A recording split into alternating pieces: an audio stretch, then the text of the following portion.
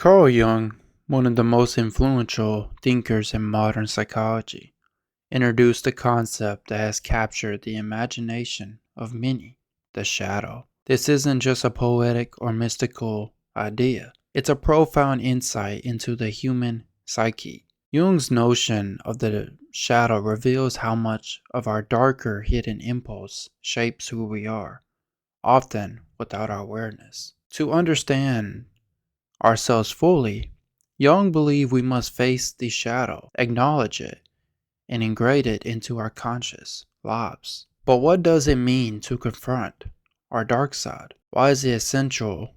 And what can we learn from this shadow that lurks within us?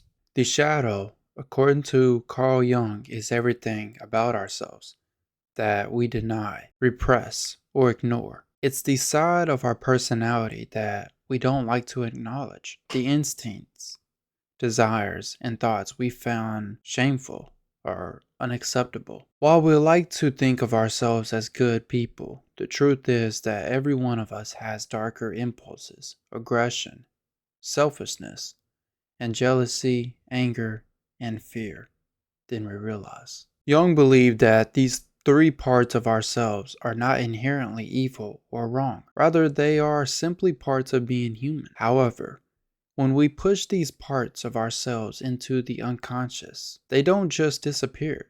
Instead, they continue to influence our behavior in subtle and often destructive ways. What are the parts of yourself that you would rather not admit to? The shadow might be closer to the surface than you may think. When we refuse to acknowledge our shadow, it doesn't go away, it festers.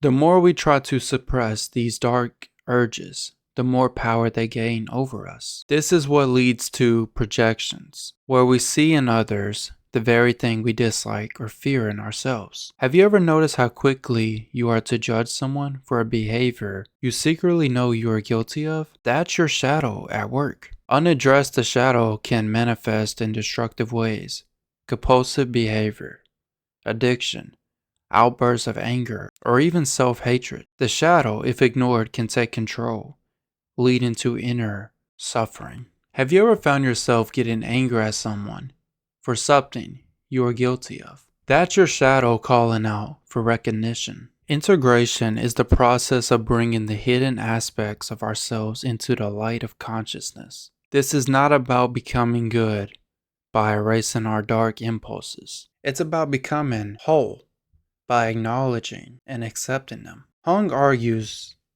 the more we recognize and embrace our shadow, the less control it has over us. By bringing these repressed parts of ourselves into conscious mind, we can better understand our motivations, desires, and behavior. This makes us more self-aware, balanced, and authentic. However, integrating the shadow is not easy. It requires confronting uncomfortable truths about ourselves. It means looking at the parts of our personality we've tried to deny, our selflessness, our anger, our fear, and realizing that they are a part of who we are. Facing your dark side isn't about becoming someone else. It's about becoming who you truly are. You might be wondering, how does this apply to real life? Well, the shadow shows up in our everyday interactions, sometimes subtle ways. An example, think about someone who prides themselves on being calm and composed, but occasionally they explode in anger at seemingly minor provocations.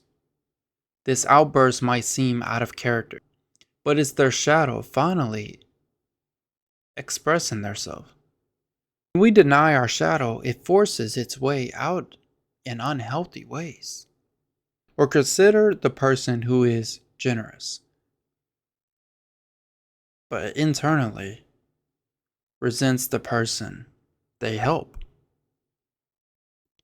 They might not acknowledge their feelings or resentment because they believe it's wrong to feel that way. But in denying this resentment, they only fuel it. Eventually, it seeps into their actions, even if they don't recognize it. Jung's wisdom teaches us that by confronting these hidden feelings, by integrating the shadow, we can live more authentically without these unconscious forces dictating our behavior. I want you to think about a time when you overreacted at something small. Was it really just about that one thing? Or was it your shadow breaking free? Jung didn't just realize the shadow as an individual problem. He also believed it played a huge role in society. When groups of people refuse to acknowledge their collective shadow, the result is often destructive: prejudice, violence, and war. Societies, like individuals, project their shadows onto others, blaming different groups for the very flaws they don't want to admit about themselves. For example, a society that prides itself on being peaceful might project its aggression onto another country, labeling them as enemy while ignoring its own violent tendencies. This is why Jung's work remains so relevant today. We see the shadow at play in politics, culture, international relations all the time. Do you think our society projects its shadow onto other groups? Can we ever escape this cycle? So how do we face our own shadow? Jung didn't just give us simple formulas, but he did offer us some guidance. The first step is awareness. We have to begin by acknowledging that we have a shadow. This can be hard because it requires us to admit things about ourselves that we would rather not face, but this is the first step. Once we are aware of our shadow, we can start observing when it shows up in our lives. The second step is acceptance. This doesn't mean indulging in every dark impulse, but rather accepting that these impulses are part of who we are.